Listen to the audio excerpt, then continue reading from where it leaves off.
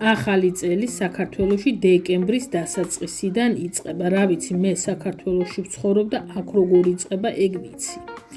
ჯერ ფინანსურად უნდა გაწყდე წელში. მერე მთელი შენი ჯანი უნდა შეალიო აი ამ დალაგებებსა და მზადებას. ესე იგი, მთელი ერთი თვის მანძილზე ალაგებ, ამზადებ, ტრიალებ, ბზრიალებ, რასაც ქვია.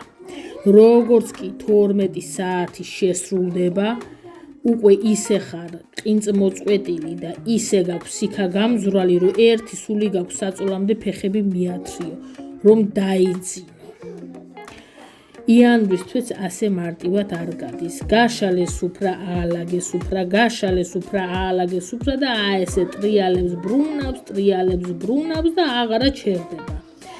ხან სტუმარი ხარ, ხან მასპინძელი, მერე ისევ სტუმარი ხარ, მერე ისევ მასპინძელი, რომელსაც აღარც დღე ახსოვს, აღარც რიცხვი, აღარც საათი ახსოვს, აღარც ვინ არის, რა არის, რისთვის არის ამ დედამიწაზე მოვლენილი, რა უნდა, რა მისია უნდა შეასრულოს და ბოლოს, როცა იანვრის თვე გადაივლის, მაშინ ხვდები, რომ ახალ წელს კი არ შეხვდი. უბრალოდ მთელი შენი ენერგია, ფული, მოთმინება ძველ წელს გააყოლე. აი ამ დასკვნამდე მივედი მე. აი ამ კომენტარს გავაკეთებ, მიაგერ სახეზეს მეტყობა მთელი დეკემბერი, იანვრის დასაწყისი.